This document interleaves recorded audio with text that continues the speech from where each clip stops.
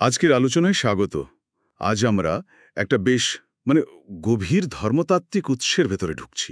হ্যাঁ, এটা বেশ জটিল একটা বিষয়। ঠিক, এই উৎসটা মানুষের স্বাধীন ইচ্ছা, আবার ঈশ্বরের সবকিছু আগে থেকে জানার ক্ষমতা, মানে তার পূর্বজ্ঞান, আর এই দুটোর মধ্যে ক্রুশের ভূমিকাটা কি, এই সব নিয়ে কথা বলে। হুম, আমাদের চেষ্টা থাকবে এই কঠিন ধারণাগুলো যতটা সম্ভব সহজ করে আলোচনা করা, যাতে এর মূল ভাবনাটা ধরা যায়। একদম। আর উৎসের মূল প্রশ্নটা তো খুব পুরনো, তাই না? মানে যদি ঈশ্বর জেনেই থাকেন কে কি করবে, কে পাপ করবে, তাহলে আমাদের নিজেদের ইচ্ছার দাম কোথায়? ঠিক, আমরা কি তাহলে পূর্ব নির্ধারিত? হ্যাঁ, অথবা এর সাথে পরিত্রাণের সম্পর্কটাই বা কি? এই দিকগুলোই আমরা আজ খতিয়ে দেখব। উৎস কি বলতে চাইছে সেটাই বোঝার চেষ্টা করব। দারুণ, তাহলে একদম গোড়া থেকে শুরু করা যাক, কেমন? ঈশ্বরের এই যে পূর্বজ্ঞান, আর তিনি কেন এই সৃষ্টিজগৎ তৈরি করলেন, বিশেষ করে যখন উৎস বলছে তিনি জানতেন যে এখানে পতন ঘটবে। হুম, সৃষ্টির আগেই তিনি জানতেন হেল, লিসিফের বা আদম এরা পথ হারাবে, জানতেন তারা পাপ করবে। আর মজার ব্যাপার হলো, এই পতনের কথা ভেবেই তিনি নাকি সৃষ্টিরও আগে ক্রুশের পরিকল্পনা করে রেখেছিলেন। হ্যাঁ, এটা একটা বিরাট বড় ধারণা। তো প্রশ্নটা হলো, জেনে শুনে এমন একটা সৃষ্টি যেখানে এত সমস্যা, এত পতন হবে, সেটার দরকার কি ছিল? দেখুন, উৎস এর উত্তরটা খোঁজার চেষ্টা করেছে ঈশ্বরের নিজের চরিত্র আর তার উদ্দেশ্যের মধ্যে। মূল কথাটা হলো, মানে ঈশ্বর কাউকে বানিয়েই দেননি ধ্বংস হওয়ার জন্য। আচ্ছা। তার আসল ইচ্ছাটা, যেমন ধরুন বাইবেলে লেখা আছে পিতরের দ্বিতীয় পত্রে, তিনি চান যেন সবাই মন ফেরায়, অনুতাপ করে, অনন্ত জীবন পায়। হুম। তিনি এমন পরীক্ষাতেও ফেলেন না যা কেউ সহ্য করতে পারবে না। করিন্থীয়দের প্রথম পত্রে এই আশ্বাস আছে। কিন্তু দিনের শেষে পাপ করা বা না করার সিদ্ধান্তটা সেটা তো সৃষ্টির নিজের। ঠিক। জেহেস্কেল যেমন বলছেন, ঈশ্বর দুষ্টের মৃত্যুতে খুশি হন না, বরং চান সে ফিরে বাঁচুক। তো ঈশ্বর পাপের কারণ নন, বরং উৎস কি বলছে জানেন? তিনি সৃষ্টির এই যে স্বাধীন ইচ্ছা, এমনকি তাদের ভুল সিদ্ধান্ত, তাদের পাপ, সেটাকেও তিনি তার বড় পরিকল্পনার অংশ করে নেন। ও আচ্ছা। হ্যাঁ, তার ভালোবাসা আর তার ন্যায়বিচার দেখানোর জন্য। আর এর সবচেয়ে বড় প্রকাশ তো হল ক্রুশ। তার মানে ঈশ্বর পাপ ঘটতে দেন, কিন্তু নিজে করান না। আর সেই পাপকেও তিনি তার ভালো পরিকল্পনার জন্য ব্যবহার করেন। এটা কিন্তু একটা অন্যরকম ভাবনা। ঠিক। আচ্ছা, এই স্বাধীন ইচ্ছা আর ঈশ্বরের আগে থেকে সব জানার বিষয়টা, এটা নিয়ে আরেকটু গভীরে যাওয়া যাক। একদিকে উৎস বলছে আমাদের স্বাধীন ইচ্ছা আছে পুরোপুরি। হ্যাঁ। অন্যদিকে অনেক উদাহরণ আছে যেখানে ঈশ্বর বহু আগেই নির্দিষ্ট ব্যক্তির নাম ধরে তার কাজের কথা বলে দিয়েছেন। যেমন ধরুন, রাজাবলির বইতে যোশিয়ের কথা, বা যিশাইয়া ভাববাদীর বইতে কোরশের কথা। হুম, আছে। এমনকি জুডাস ইস্কারিয়ত যে যিশুর সাথে বিশ্বাসঘাতকতা করবে সেটাও তিনি জানতেন। এই দুটো জিনিস একসাথে সত্যি হয় কি করে? আমার মতো অনেকের কাছেই এটা বেশ গোলমেলে লাগে। হ্যাঁ, এটাই বোধহয় এই আলোচনার সবচেয়ে কঠিন জায়গাটা, আর খুব বিতর্কিত। কিন্তু উৎস খুব জোর দিয়ে একটা কথা পরিষ্কার করতে চায়, কি সেটা? যে ঈশ্বর জানেন, তার মানেই নয় যে তিনি কাউকে বাধ্য করছেন। ধরা যাক জুডাসের ঘটনাটা। হুম।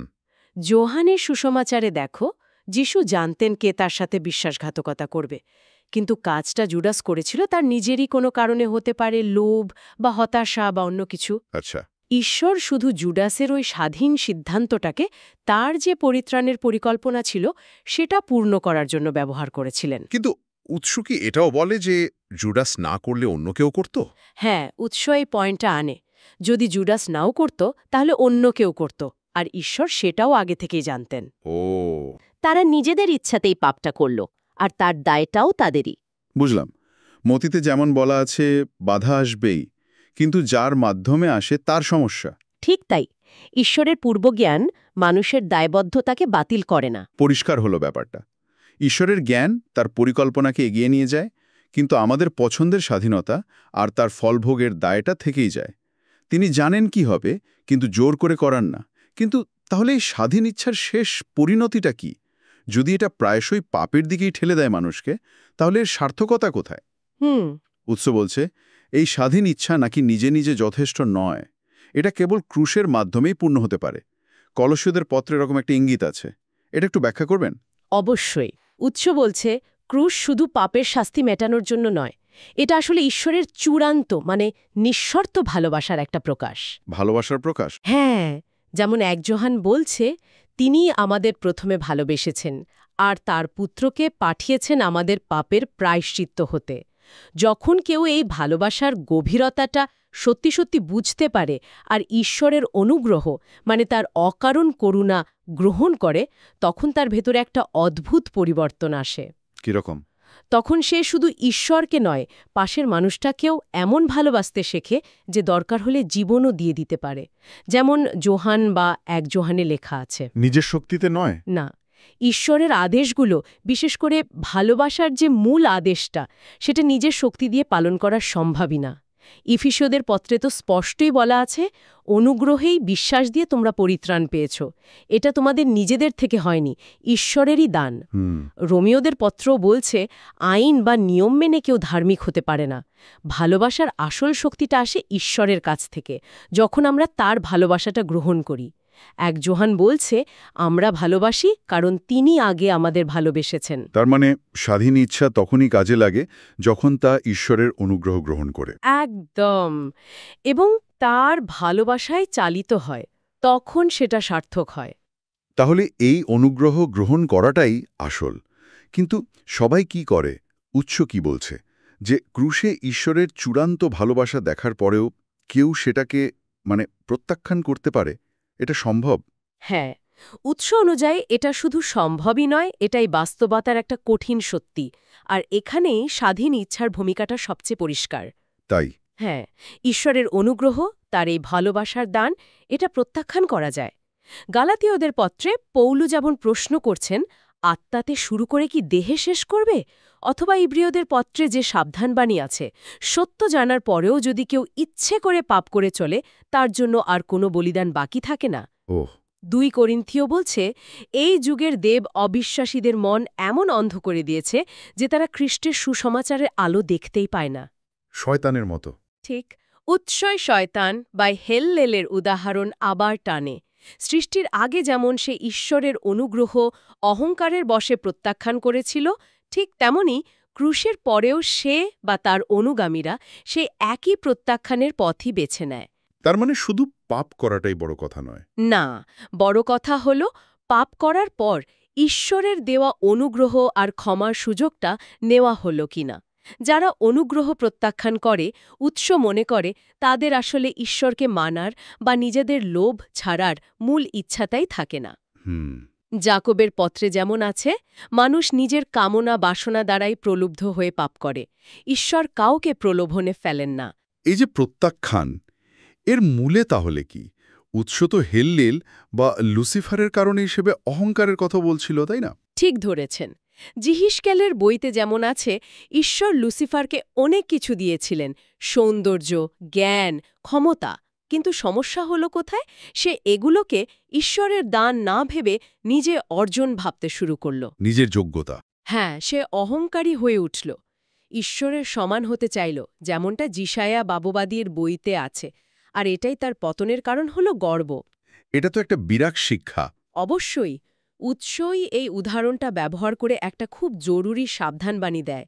যদি ঈশ্বর কাউকে অনুগ্রহ দেন, সাফল্য দেন বা কোনো আধ্যাত্মিক ক্ষমতা বা ফল দেন, আর সে যদি সেটাকে নিজের কৃতিত্ব ভাবে, তাহলে সে কিন্তু অহংকারের ফাঁদে পা দিচ্ছে। নিজেকে অন্যদের চেয়ে বড় ভাবা। ঠিক, অথবা ঈশ্বর যা দিয়েছেন সেটা ব্যবহার করে নিজের ইচ্ছা পূরণ করা। এই সবই লুসিফারের পথ। উৎস বারবার বলছে, সব ভালো কাজ বা ফল আসলে ঈশ্বরের অনুগ্রহেরই ফসল। যোহানের সেই কথাটা, আমা থেকে আলাদা হলে তোমরা কিছুই করতে পারো না। একদম। তাই সৃষ্টির গর্ব করার কিছুই নেই। পোল যেমন করিন্থীয়দের লিখছেন, নিজের সমস্ত পরিশ্রমের কৃতিত্ব তিনি ঈশ্বরের অনুগ্রহকেই দিচ্ছেন।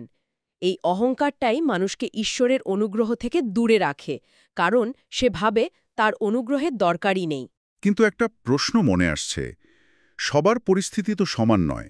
কেউ হয়তো খুব ভালো পরিবেশে বড় হয়, সুযোগ পায়, কেউ হয়তো অনেক খারাপ অবস্থায় থাকে। বিচারের সময় এই বিষয়গুলো কি কোনো ভূমিকা রাখে? উৎসয় এই দিকটাও দেখেছে। সেখানে বলা হচ্ছে, ঈশ্বরই প্রত্যেকের পরিস্থিতি, পরিবেশ, কে কতটা পরীক্ষার মধ্যে দিয়ে যাবে সেটা ঠিক করেন। তিনি জানেন কে কতটা ভার নিতে পারবে। আচ্ছা। করিন্থীয়দের প্রথম পত্রে যেমন আছে, ঈশ্বর যাকে যে অবস্থায় ডেকেছেন সে সেই অবস্থাতেই থাকুক।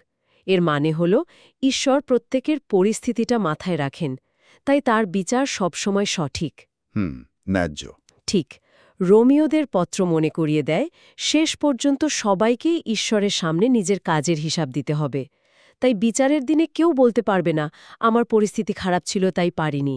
কারণ ঈশ্বর সেই পরিস্থিতি অনুযায়ী বিচার করবেন। তার ক্ষমতা আর তার ন্যায় বিচার দুটোই এখানে বজায় থাকে। তাহলে এই সব আলোচনার শেষে আমরা কোথায় দাঁড়ালাম? মানে ঈশ্বরের আগে থেকে সব জানা, মানুষের স্বাধীন ইচ্ছা, ক্রুশের অনুগ্রহ, সেটা গ্রহণ বা প্রত্যাখ্যান করা, অহংকারের বিপদ, সব মিলিয়ে শেষ কথাটা কি? এর আসল মানেটা কি? আসল মানেটা হলো সৃষ্টিকে শেষ পর্যন্ত একটা চূড়ান্ত সিদ্ধান্ত নিতেই হয়। হয় সে ঈশ্বরের অনুগ্রহ গ্রহণ করবে, নয়তো করবে না। সাদা বা কালো? অনেকটা তাই। ইব্রিয়দের পত্র যেমন ব্যাখ্যা করে, ক্রুশের রক্তের মাধ্যমে ঈশ্বরের সাথে মানুষের একটা নতুন চুক্তি বা সম্পর্ক তৈরি হয়েছে। যারা ঈশ্বরের এই ভালোবাসা আর অনুগ্রহে সাড়া দেয়, বিশ্বাসে সেটা গ্রহণ করে, উৎসব বলছে তারা অনন্ত জীবন পায়। আর যারা করে না? আর যারা নিজেদের অহংকার, লোভ বা নিজের উপর ভরসা করে ঈশ্বরের এই অনুগ্রহ ফিরিয়ে দেয়, প্রকারান্তরে তারা সেই পবিত্র রক্তকেই পায়ে দলে যা তাদের মুক্তির জন্য দেওয়া হয়েছিল। তাদের শেষ পরিণতি হল দ্বিতীয় মৃত্যু। দ্বিতীয় মৃত্যু? হ্যাঁ, প্রকাশিত বাক্যে যেমন আছে। এর মানে হল ঈশ্বরের কাছ থেকে চিরকালের জন্য সম্পূর্ণ বিচ্ছেদ, একটা অনন্তকালীন ধ্বংস। উৎস এখানে বেশ জোর দিয়েই বলে যে ঈশ্বর সৃষ্টির আগেই জানেন কে কোন পথটা বেছে নেবে। গীতসংহিতায় যেমন আছে, আমাদের দিনগুলো স্থির হওয়ার আগেই তাঁর বইয়ে লেখা ছিল। হ্যাঁ, অনেকটা সেই রকম। এর মানে কিন্তু এই নয় যে আমাদের পছন্দ করার ক্ষমতা নেই, বরং ঈশ্বর আমাদের সেই স্বাধীন পছন্দটাকেও আগে থেকে জানেন। তাই কার নাম জীবন পুস্তকে থাকবে আর কার থাকবে না সেটা তার পূর্বজ্ঞানে আছে। পরিস্থিতি বদলালেও কি একই হতো? উৎস তাই মনে করে। পারিপার্শ্বিক অবস্থা বা কোন যুগে জন্ম হল তার উপর এই শেষ পরিণতিটা নির্ভর করে না। যেমন ধরুন, হেল্লেলকে যদি অন্য কোনো সময়ে বা অন্য পরিস্থিতিতেও সৃষ্টি করা হতো, তার ভেতরের অহংকারটা একই থাকত, সে পাপের পথই নিত। সত্যি, এই আলোচনাটা আমাদের অনেক গভীরে নিয়ে গেল। এটা স্পষ্ট যে এই উৎস ঈশ্বরের সর্বময় ক্ষমতা আর মানুষের ব্যক্তিগত দায়বদ্ধতা, এই দুটো বিপরীতধর্মী ধারণাকে এক জায়গায় আনার চেষ্টা করেছে, আর তার কেন্দ্রবিন্দুতে রেখেছে ক্রুশে প্রকাশিত ঈশ্বরের অনুগ্রহকে। ঠিক। মূল কথাটা তাহলে এই দাঁড়ালো যে ঈশ্বরের একটা বড় পরিকল্পনা আছে, তিনি সবই জানেন, কিন্তু তা সত্ত্বেও আমাদের পছন্দগুলো সত্যি, আর সেই পছন্দের ফলের জন্য আমরাই দায়ী। একদম ঠিক বলেছেন। আর পুরো ব্যাপারটার কেন্দ্রে আছে ঈশ্বরের অনুগ্রহের প্রতি আমাদের সাড়া দেওয়া। আমরা কি সেই অনুগ্রহ নিয়ে নম্র হব, নাকি নিজেদের অহংকারে সেটা প্রত্যাখ্যান করব? এই স্বাধীন সিদ্ধান্তটাই শেষ পর্যন্ত আমাদের অনন্ত ভাগ্য ঠিক করে দেয়। ঈশ্বরের সার্বভৌমত্ব সত্যি, আবার সৃষ্টির দায়বদ্ধতাও সত্যি। হ্যাঁ, উৎস এই দুটোকেই ধরে রেখেছে। আজকের মতো আমাদের আলোচনা এখানেই শেষ করতে হচ্ছে। এই উৎসের বিশ্লেষণ নিঃসন্দেহে অনেকগুলো জরুরি প্রশ্ন আমাদের সামনে এনেছে, তবে শ্রোতাদের জন্য একটা প্রশ্ন রেখে যেতে চাই। বলুন। উৎস যেমন বলছে, ঈশ্বর যদি আমাদের সব পছন্দ আগে থেকেই জানেন, আর সেটা যদি তার বইয়ে লেখা থাকে, তাহলে আমাদের প্রতিদিনের জীবনে ভালো হওয়ার যে চেষ্টা, মন্দকে আটকানোর যে লড়াই, ঠিক সিদ্ধান্ত নেওয়ার যে প্রচেষ্টা, তার আসল তাৎপর্যটা কোথায়? এর কি আদৌ কোনো মানে আছে, নাকি সবই আগে থেকে ঠিক করা? এটা না হয় আপনারাই ভেবে দেখবেন।